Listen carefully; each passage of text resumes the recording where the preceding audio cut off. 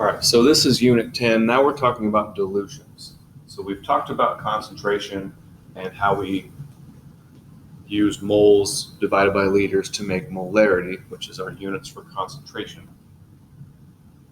We've talked about how to use a known volume and a known concentration to tell us the number of moles of a solution. And now we're looking at how do we take a concentrated solution and add water to change its concentration. And the thing that we have is as we change the concentration, the volume ends up changing as well. This happens a lot in the lab. We don't have the exact concentration that we need for a solution. So a lot of the chemicals that I get come in highly concentrated solutions, and that's for shipping. And so when the concentration is too high, all I have to do is dilute it with water. It's kind of like making Gatorade. If you make Gatorade too strong, you can add water and get the concentration that you want. You can keep adding water to make it however you want, but eventually there's a point where if you add too much water, it's no good. So then you would end up adding more of the Gatorade and going back and forth. That's not a situation that we want in chemistry. So we want to know how much exactly of the original solution do I need and how much water needs to be there. So this Gatorade example is something that we really can't do in the lab. I can't afford to add too much water, drain it, add more. It's expensive. Some chemicals are dangerous. A lot of things are illegal to go down the drain. So I have to plan things out to get the exact solution that I need. And I have to know how much water is added. The procedure is really pretty easy. So I'm going to take a graduated cylinder and I'm going to measure out the initial volume of the concentrated solution. So remember, a graduated cylinder just basically looks like this. And so I'm going to add my concentrated solution, so maybe it's this much. And since I know the concentration, and I also know the volume here, I know the number of moles that are in here.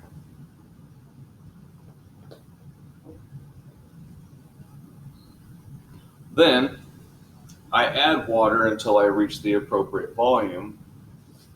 And so I might want, let's say this is 1.3 milliliters and I wanted to get to 3. And so here I am at the 3, just to make up some numbers. The way this works, we're always adding water. We're never taking water out. So the volume is always going up and the concentration is always going down, because the more water you add, the less concentrated it will be. It's important to know that adding water to the solution will not change the number of moles of the substance what we're talking about. So a substance that has 1 mole in here before will still have 1 mole after the water is added. So the number of moles is constant even when the volume and concentration change. So we have an equation that represents the constant number of moles, and I just refer to it as the dilution equation. It makes these calculations pretty simple. You can even use it in milliliters without any sort of conversion to liters, and it'll get it to work out.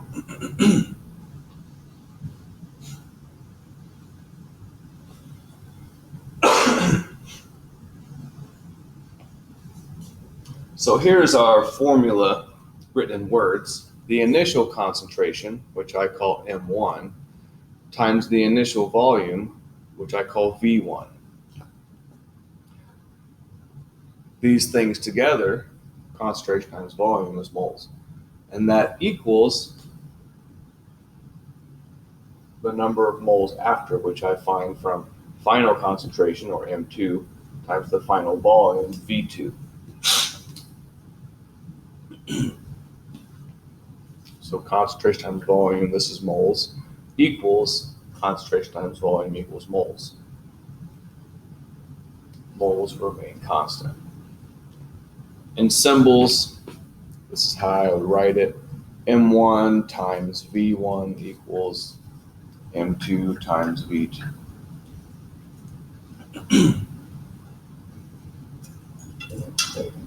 Starting with some simpler examples here. Example 10. We need to make 1 liter of 1.00 molar nitric acid for an experiment. The initial concentration in the manufacturer's bottle says it's 15.8 molar. So what volume of the concentrated nitric acid do we need to add?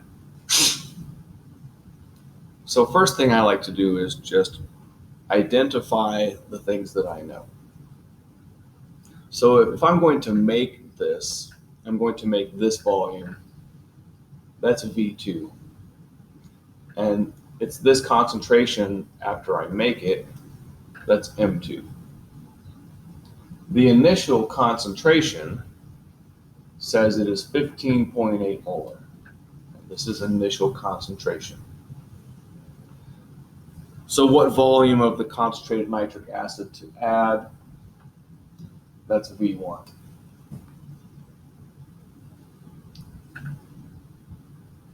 So I'll start by writing the formula.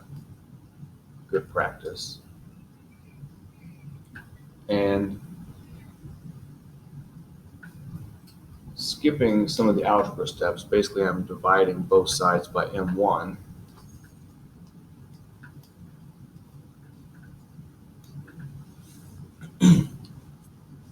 And plugging in some numbers.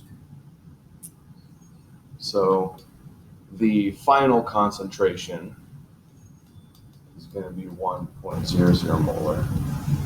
The final volume, 1.00 liters. And the initial concentration, M1, is 15.8 molar.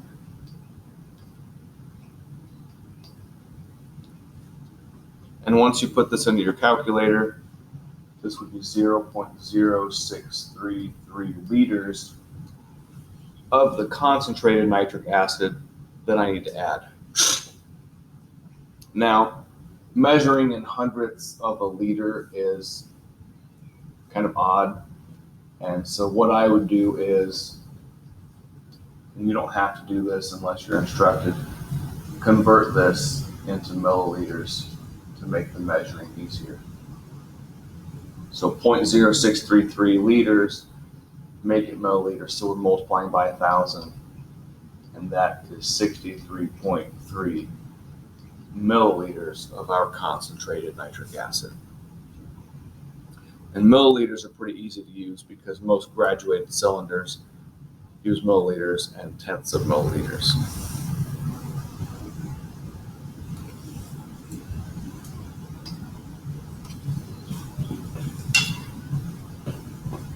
A flask contains 0.250 liters of 5.00 molar sodium chloride. What will the concentration be if the volume is diluted to 1.00 liters? First thing I like to do is identify what I have. So the flask is my initial circumstances, and this 1.00 liters is my final. So this is my initial volume and my initial concentration. 1 liter is my final volume. The first thing I'm going to do is write down my dilution equation. And I'm looking for the final concentration, which which means M1 V1 divided by, oops, that's a 2, divided by the final volume. And we can put in our numbers. So 5 molar,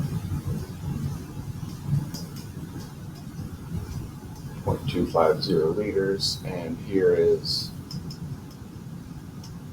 1 liter. And this tells me that the concentration when I dilute it down to 1 liter is 1.25 molar.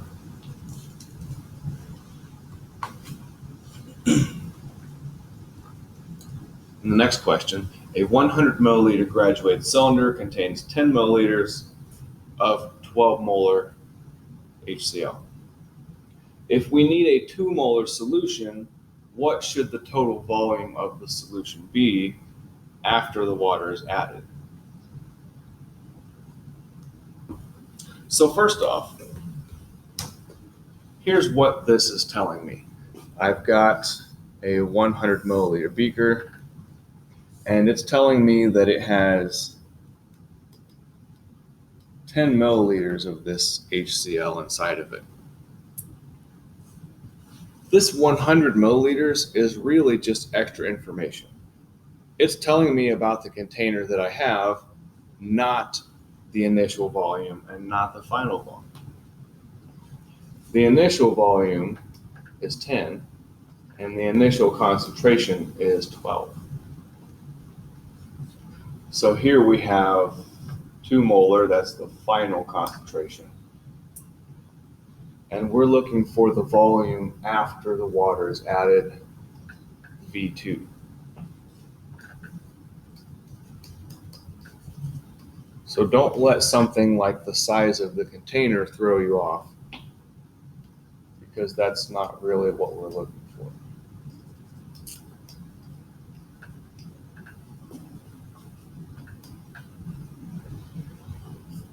So putting in the information we have, 12 molar is the original concentration, originally 10 milliliters, and final concentration is 2 molar. And so when we put this into our calculator, we're going to find that the final volume after the water is added to get this concentration is 60 milliliters. So this 100 milliliter flask or graduated cylinder, it may be this tall. We started with 10, we added 50 milliliters of water to get it up to 60. And the only thing that the 100 tells me is that there was still some empty space up here. I was able to fit all of this in here.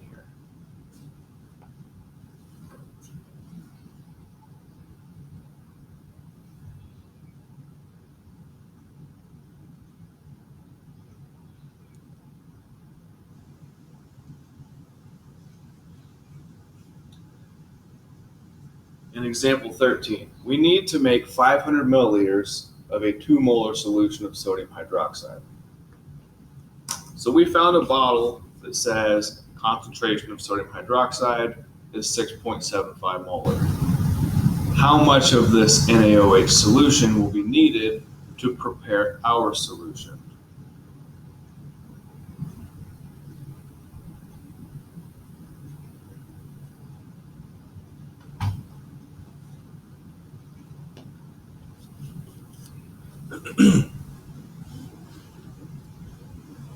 So again, this begins with the same formula.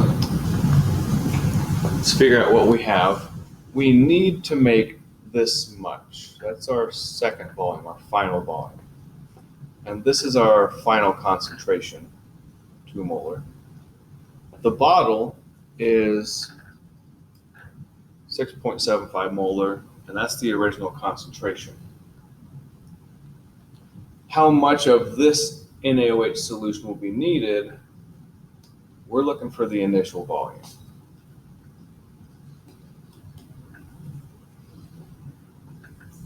Once we figure out what we have and what we need, These are really not too difficult. Plug in our numbers.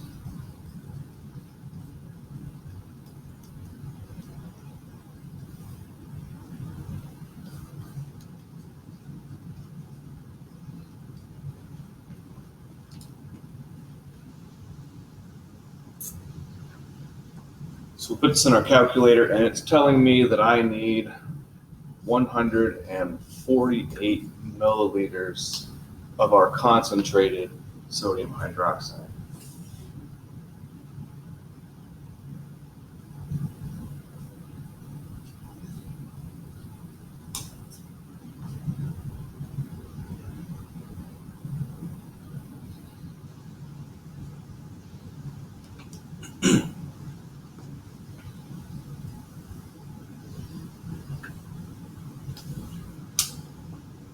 We need to make 25.0 milliliters of a 0.5 molar calcium chloride solution for an experiment. Seems pretty straightforward. But the label on the flask says concentration of chloride equals 1.50 molar. So what volume of the solution do we need? First off, I will say that this is not a good way to label a solution. If it's calcium chloride solution, you should just write the concentration of calcium chloride. It's very frustrating to find a bottle where you know this, but the concentration is expressed in terms of an ion. Especially one like this where there's 2 ions for every calcium chloride. So the first thing I would do is figure out the concentration of the calcium chloride originally. So here's what the flask says. It says 1.50 molar of Cl minus. This is a quick conversion. I know that there are 2 chlorides for every 1 calcium chloride. Subscript is what tells me that. And so the concentration of calcium chloride is 0.750 molar.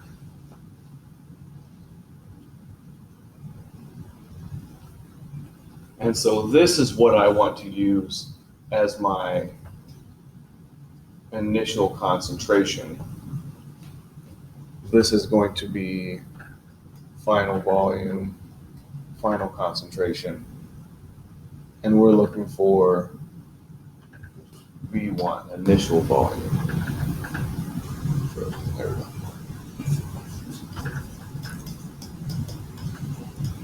So this kind of question is difficult in the starting phase, but now that we're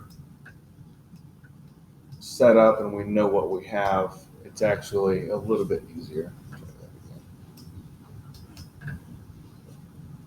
We can put in the numbers: 0.5 molar, 25 milliliters, and the initial concentration, which we had to find, 0.750 molar. So I put this in my calculator and I find that it's going to require 16.7 milliliters of the original solution.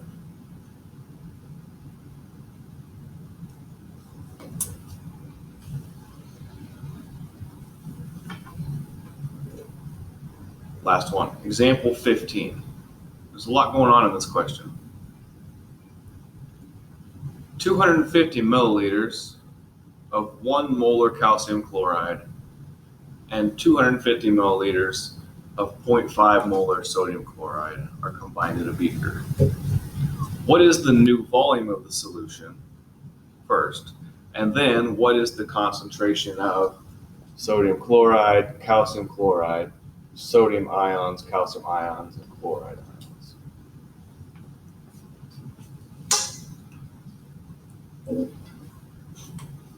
So the first thing that we should do, we've combined these two things together.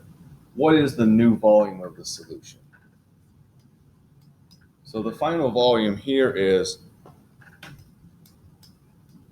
250 plus 250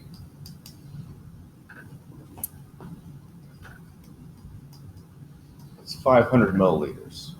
Or, to put it in terms that work better for this situation, 0.500 liters.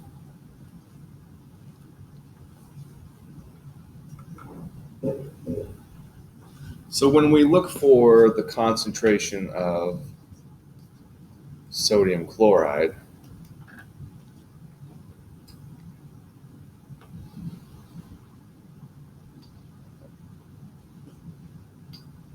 we're going to start with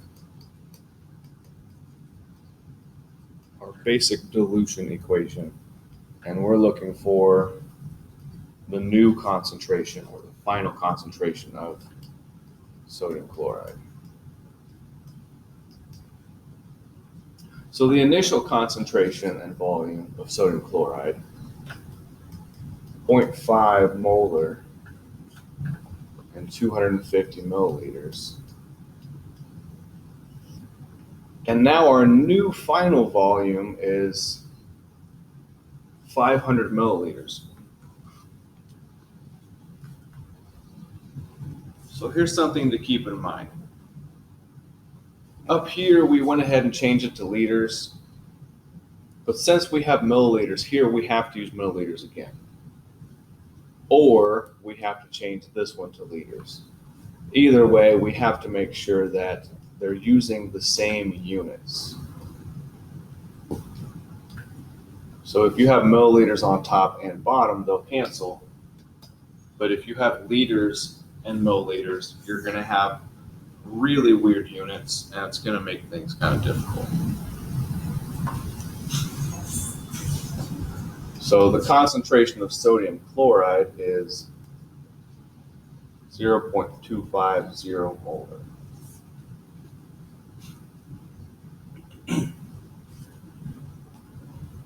And so a lot of times the way we'll write this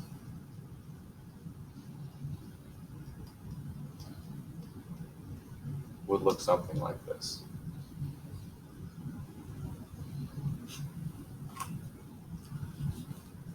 So let's take a look at the sodium concentration, and we'll start with the concentration of sodium chloride.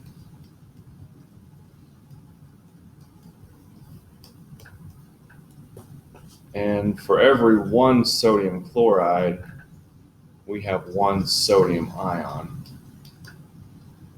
So its concentrations are the same.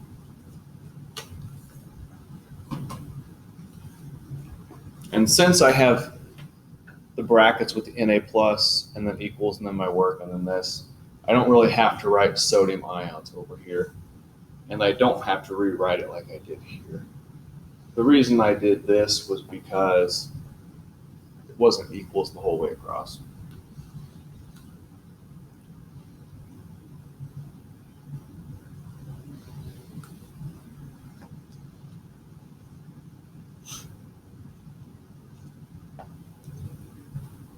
So the next thing that we might do is figure out how much chloride did sodium chloride contribute to this solution. So we had 0.250 molar sodium chloride. For every 1 sodium chloride, there's 1 Cl minus. And so this is the concentration that we get from the sodium chloride. But I'm going to put an asterisk on this one because there's an issue here. Sodium put some chloride into the solution, but this other solution also contributed some chloride. So this is not the actual concentration of chloride in the solution. We're going to have to come back and figure that one out after we've figured out all the calcium chloride concentrations.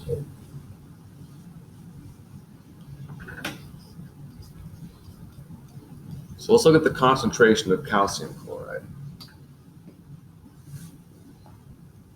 And again, we're going to go to our dilution equation. And we're looking for final concentration again.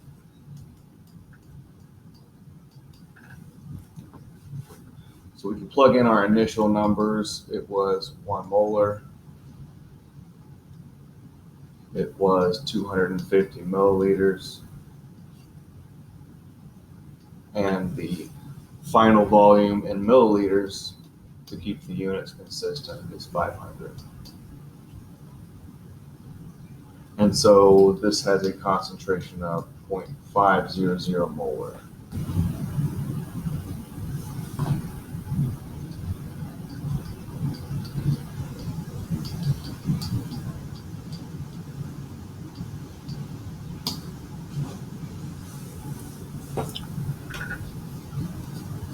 The concentration of calcium ions, for this we'll start with concentration of calcium chloride. And for every 1 calcium chloride, there is 1 calcium ion. And so its concentration is the same. But then the concentration of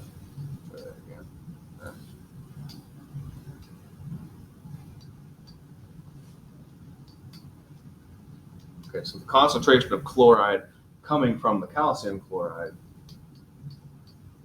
start with our 0.5 molar. For every 1 calcium chloride, there are 2 chloride ions. So there's 1.00 molar of chloride.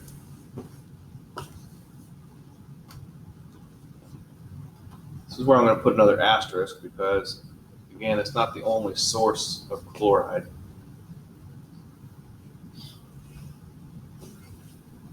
So I'm going to write this down. I have 2 chloride sources.